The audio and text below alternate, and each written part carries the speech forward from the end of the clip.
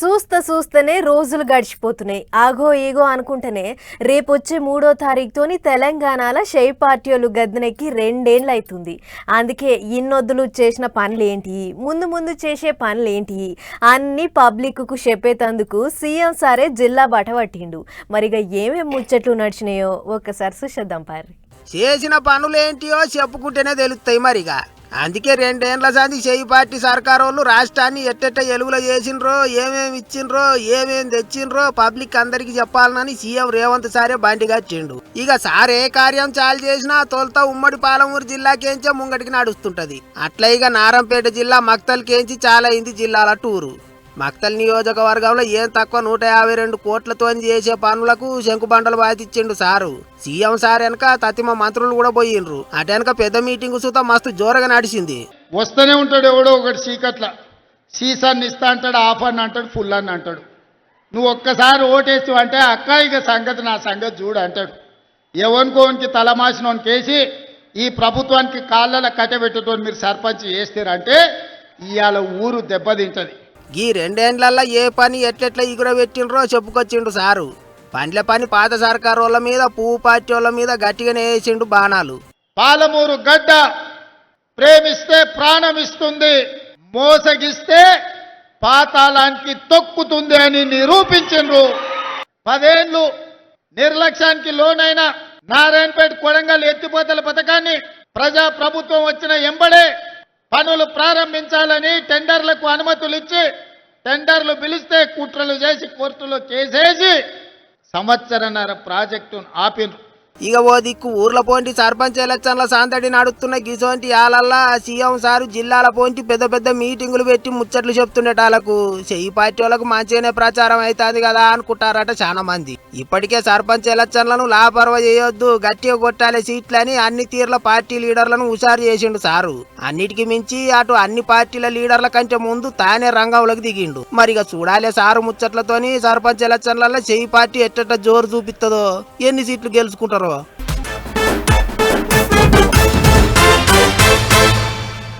రాజకీయ పార్టీలల్లా లీడర్లు అలిగితే పెద్దగా పోయేదేం లేదు, కానీ పార్టీల మీద పబ్లిక్ అలిగితేనే అంత తారుమారైతుంటుంది. అందుకే ఎప్పుడైనా సరే లీడర్ సభలు పబ్లిక్ను అలగకుండా చూసుకోవాలి. ఎంత పెద్ద లీడర్ అయినా సరే పబ్లిక్ నడుమ తిరుగుతూనే ఉండాలి. అందుకే కావచ్చు ఏపీ సీఎం బాబు సారు తాపకోసారి పల్లెబాట పడుతుంటాడు. 1వ తారీఖు వచ్చుడే ఆలస్యం. సారు ఏదో ఓ ఊరికి బండి కట్టాల్సిందే, పబ్లిక్ను అరుచుకోవాల్సిందే. పబ్లిక్కు సారు చేతుల మీదకించి పింఛన్లు పంచితేనే మనసు నిమ్మలం అవుతుంది కావచ్చు. అందుకే పేదల సేవలు అని ఓ కార్యం పెట్టుకొని తొలుత సంధి కట్టు తప్పకుండా పబ్లిక్ నడమకు పోతున్నాడు. గిట్లనే ఈసారి ఏలూరు జిల్లా గోపినాథపట్నం పోయిండు. పింఛన్ పైసలు ఇచ్చేటందుకు గుడ్ల నాగలక్ష్మి ఇంటికి పోయిండు. పైసలు చేతులు పెట్టి మంచి చెడ్డ అరుచుకున్నాడు. సర్కారు అన్ని తీర్ల సాధిస్తుంది, ఏం ఫికర్ చేయకుండా అన్నట్టు ధైర్యం చెప్పిండాట. ఇక అక్కడి నుంచి పెద్ద మీటింగ్ కాడికి పోయిండు సారు. ముందుగాలగా మీటింగ్ కాడ రైతులు పెట్టిన స్టాళ్ళన్నీ తిరిగి చూసిండు. ఎప్పటికీ వేసే పంటలే కాకుండా కొత్త కొత్త పంటలు పండియాలి అన్నట్టు చెప్పుకొచ్చిండు. అటెనక మీటింగులో మాట్లాడుకుంటా పాత సర్కారు వాళ్ళు అప్పుడింత ఇప్పుడింత పెంచితే కూటమి సర్కారు వచ్చినాక ఒకటేసారి పింఛను 4000 చేసినావని చెప్పుకొచ్చిండు. అన్నిటికీ మించి ఎప్పుడు చెప్పినట్టే పిల్లలను గనాలి అన్నట్టు గట్టిగా చెప్పిండు ముఖ్యమంత్రి. నేను ఇటీవల కాలంలో చూస్తున్న ఒకప్పుడు నేను కూడా ఫ్యామిలీ ప్లానింగ్ గురించి మాట్లాడాను, జనాభా పెరగకూడదని మాట్లాడాను. ఇప్పుడు జనాభా తగ్గిపోతా ఉంది. అందుకే ఆలోచిస్తున్నాను, కనీసం ప్రతి ఒక్క కుటుంబం, ప్రతి ఒక్క కప్పులు 3 పిల్లల్ని మీరందరూ కూడా కనాల్సిన అవసరం ఉంది. ఇది నా కోసరం కాదు, ఈ రాష్ట్రం కోసరం. గిట్ల ఒక్కొక్క ముచ్చట కాదు, 2027లో వచ్చే గోదావరి పుష్కరాల కంటే ముందే పోలవరం ప్రాజెక్టును కట్టి జాతికి అంకితం ఇస్తారట. నీళ్ల తిప్పాలనేది లేకుండా చేస్తారట. ఇక నీళ్లున్నాయని రైతన్నలంతా ఒక్క వడ్లే బండియకూడదు, వేరే పంటలు కూడా వేయాలి అన్నట్టు చెప్పుకొచ్చిండు. అంతేకాదు 2028 నాటికి అమరావతికి ఓ రూపు తీసుకొస్తారట.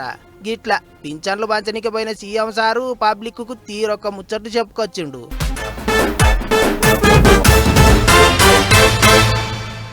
ఈసారి ఎప్పటికంటే ఈగింత ఎక్కువనే సంపుతుంది చలి. అబ్బో ఊర్ల పొంటైతే గజగజ వణికిస్తున్నది.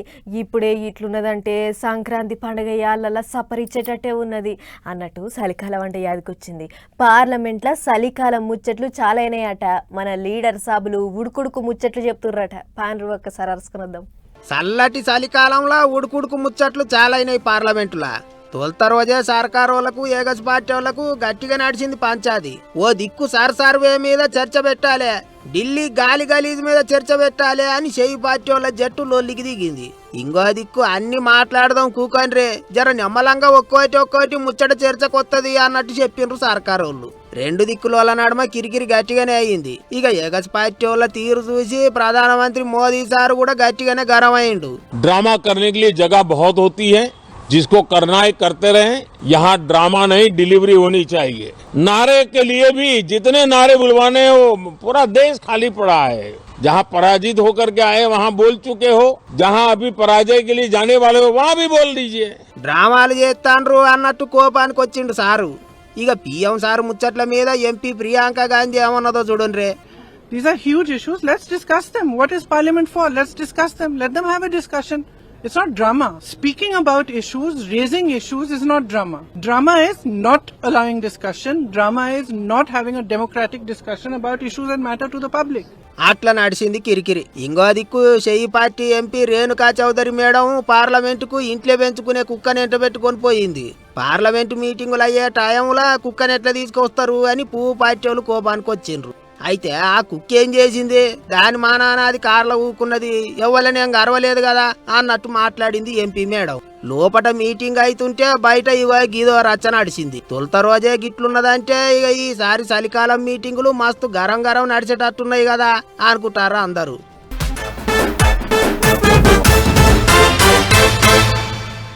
ఏమే ఎల్లక్క ఎవరికి ఓటేస్తున్నావే? ఏమో చెల్లె, అందరూ నాగలింగమే గెలుస్తాడు అంటుర్రు కానీ మనం కూడా గానికే ఓటేస్తే కాదు. ఏం సంగతి యాదన్నా, ఎటుందే ఊపు? ఏమో తమ్మి, మనిషో తీరుగా అంటుర్రు. ఎవరు గెలుస్తారో ఏమో ఇక చూడాలి మరి. ఇక గిట్ట నడుస్తున్నాయి ఊళ్ళ పొంటి సర్పంచ్ ఓట్ల గురించి పబ్లిక్ ముచ్చట్లు. ఇవాళ ఎక్కడెక్కడ ఓట్ల ముచ్చట్లు ఎట్లెట్లున్నాయో అన్ని అరుసుకొనొద్దాం పార్రి.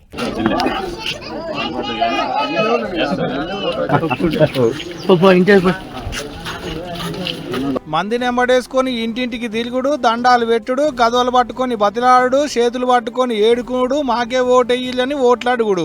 సర్పంచ్ ఓట్లకు ప్రచారాలు మస్తు జోలిగైతున్నాయి ఊళ్ళ పొంటి. పొద్దుగాల ప్రచారానికి వచ్చేటి సర్పంచ్ అభ్యర్థులతోనే తెల్లాడుతుంది ఊళ్ళ పొంటి పబ్లిక్ కు. ఓ రోజు ప్రచారాలు చేసుకుంటూనే ఇంకో రోజు తీరు హామీలు ఇస్తున్నారు గీ అన్న లెక్కన. సర్పంచ్ అయితే ఊరికి ఏమేం చేస్తాడో రాసుకొచ్చిండు బాండ్ పేపర్ మీద.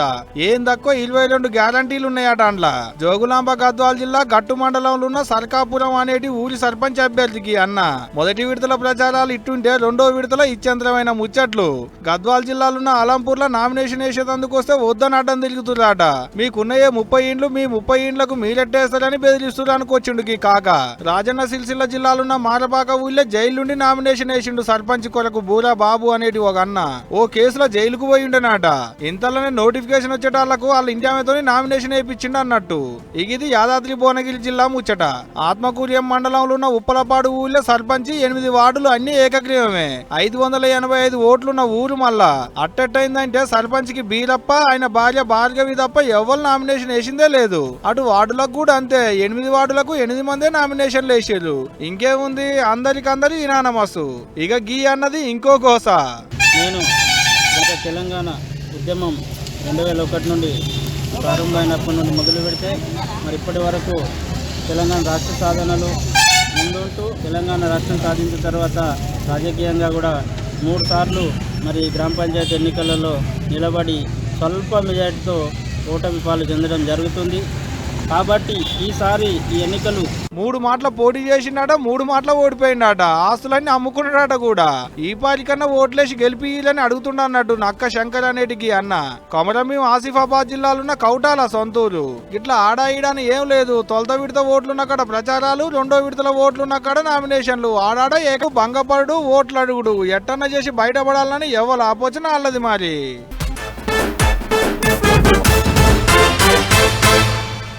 లీడర్లు ఎప్పుడు బిజీగా ఉంటారు. వాళ్ళ కాడికి వచ్చేటోళ్ళు వస్తూనే ఉంటారు, మంచి షెడ్యూల్ చెప్పుకునేటోళ్ళు చెప్పుకుంటూనే ఉంటారు, ఆఫీసులని మీటింగ్లని కార్యకర్తలని తిరుగుతూనే ఉంటారు.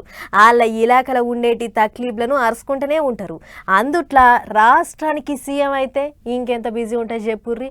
ఆయన ఏం లేదు, తీరిక వేసుకొని గిట్ల గీ ఆట ప్రాక్టీస్ చేస్తుండు. తెల్లలాగు రంగురంగుల టీ షర్టు ఆటగాళ్లతోని కలిసి ఓ గంట సేపు ఫుట్బాల్ ఆడుకుంటా ప్రాక్టీస్ చేసిండు మన సీఎం రేవంత్ రెడ్డి సారు.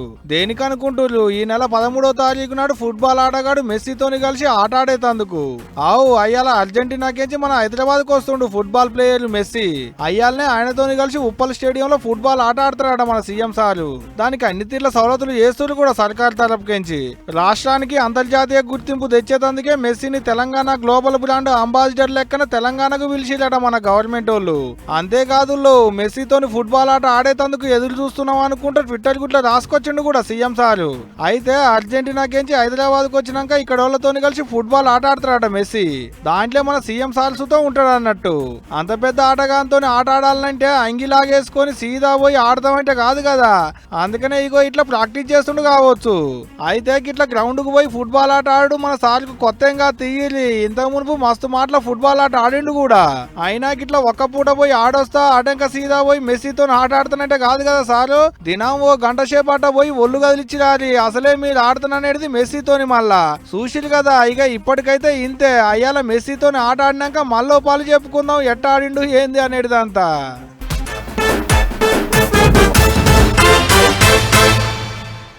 ఎంత కరువు వచ్చినా రేట్లు ఎంతగానం పిరమైనా ఆగకుండా నడిచే దందా ఏదన్నా ఉన్నదంటే అది ఒక్క మందు దందానేనబ్బా. కోటర్ మీద 100 పెరగని బ్లాక్లో ఇంకో 100 ఎక్కువ తీసుకొని ఇయ్యుర్రి. మందు వాసన తలగంది, నిద్ర పట్టదు. కొంతమందికి సుక్క కడుపులో పడితే కంటి నిండా నిద్ర పడుతుంది.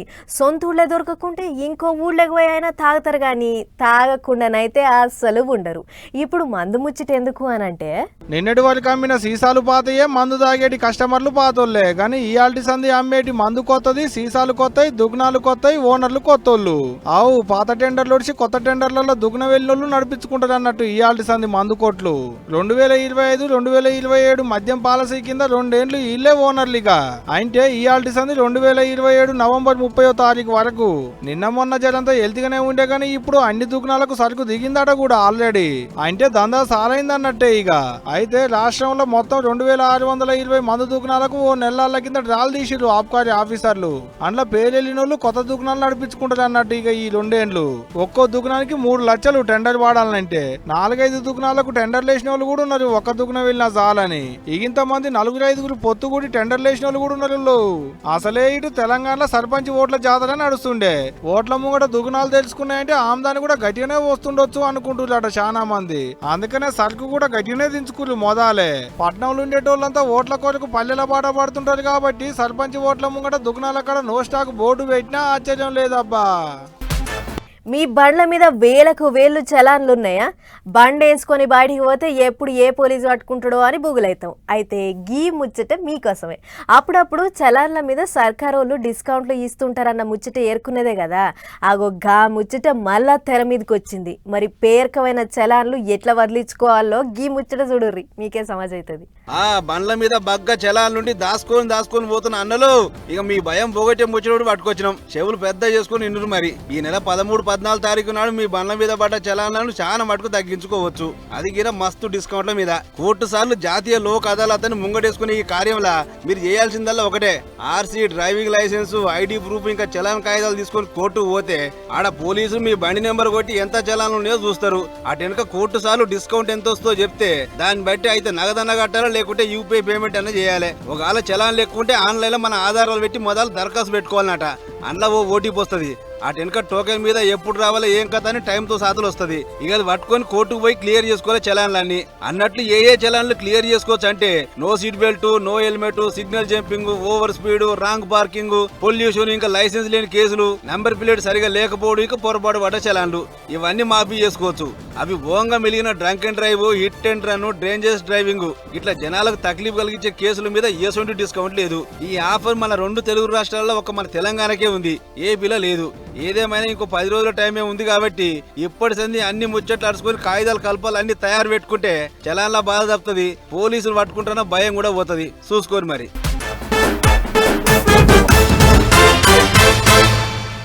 వైజాగ్ దిక్కు టూర్లకు పోతుర్రా? అయితే గీ ముచ్చట మీకోసమే. ఇన్నొద్దులు ఆర్కే బీచ్, కైలాసగిరి, అరకు గిట్లా చాలా జాగాలు తిరిగి తిరిగి బోరు వచ్చిన మీకోసం సర్కారు ఓ మొనగాని ఇకమత్ చేసింది. ఇక ఆడికి పోతే మీ కళ్ళు తిరుగుడు పక్క. చూసిర్రంటే వావ్ అనకుండా అస్సలు ఉండలేరు. ఇక లాగ్ చేయకుండా అసలు ముచ్చట చెప్తా పార్రి. కింద సముద్రము, గాల్లే మనుషులు, ఏమి హాయిలే అలా అన్నట్లున్నది కదా. హావు మరి ఎప్పుడెప్పుడా అని ఎదురు చూసిన విశాఖపట్నం గాజు బ్రిడ్జిని చాలు చేసింది అక్కడి సర్కారు. ఎంపీ భరత్ సారు ఇంకా కడమ నాయకులు పోయి టూరిస్టులు రావచ్చు అన్నట్లు పరదా గుంజిర్రు. ఇక చూడుర్రి ఎట్లున్నదో. ఒక్కసారి దాని మీదకి పోతే గాల్ల తేలినట్లున్నది అని పాట అందుకోకుండా అసలు ఉండలేము. ఎందుకంటే అంత మజా ఉంది. మొత్తం అద్దాలతోనే తయారు చేసిర్రు. అట్లని అల్లటప్ప కాదు సుమా, ఒకటేసారి 40 మంది ఎక్కినా కూడా ఏం గానంత బందబస్తుగున్నదట గీ గ్లాస్ బ్రిడ్జి. ఖర్చు 7 కోట్ల పొడుగు, 55 మీటర్లు. దేశంలోనే అతి పొడవైన అద్దాల బ్రిడ్జి ఇదేనట. ఎంత పెద్ద గాలులు తుఫాన్లు వచ్చినా కూడా షెంటికెం కూడా ఊగకుండా అన్ని తీర్లా జాగ్రత్తలు తీసుకున్నారు. లెక్కకైతే ఒకటేసారి 100 మంది ఎక్కినా కూడా ఏం గానంత బలంగా బందోబస్తు ఉంది. కానీ టూరిస్టుల రక్షణను దృష్టిలో పెట్టుకొని 40 మందినే ఎక్కిస్తున్నామని అంటుర్రు అధికారులు. మరి ఇంత గొప్పగా చెప్తున్నారంటే టికెట్ ఏ వేలలోనో ఉంటది అని అనుకునేరు. ఒక్కరికి 300 రూపాయలేనట. అన్నట్లు ఎక్కేటోళ్ళు చెప్పులు బూట్లు వేసుకొని పోతామంటే నడవదు. ఆడ బ్రిడ్జి మీదకి పోతానికి సపరేట్ సాక్సులు ఇస్తారు, అవి వేసుకొని పోవాలి. అంతేకాదు వచ్చిన టూరిస్టులకు ఏం కాకుండా చూసుకుంటానికి సపరేట్ సెక్యూరిటీని కూడా పెట్టిర్రట. ఇక రాత్రైతే 3 రంగుల జెండా రంగులతోని మస్తు పసందుగా పడుతుంది. గిట్ల సముద్ర మఠానికి 1020 అడుగుల ఎత్తుల కట్టిన గీ అద్దాల బ్రిడ్జి ఎప్పుడో చాలు కావాల్సి ఉండే గాని 1కి 10 మాటల సర్కార్ చెక్కింగ్లు వేసుకొని అంతా ఓకే అంటానికి ఈ నొదులు పట్టి. ఏదేమైనా వైజాగ్ దిక్కు ఈసారి టూర్ వేస్తే తప్పకుండా పోయి ఎక్కాలే అని అనుకుంటురు గీ ముచ్చట చూసిన జనాలు.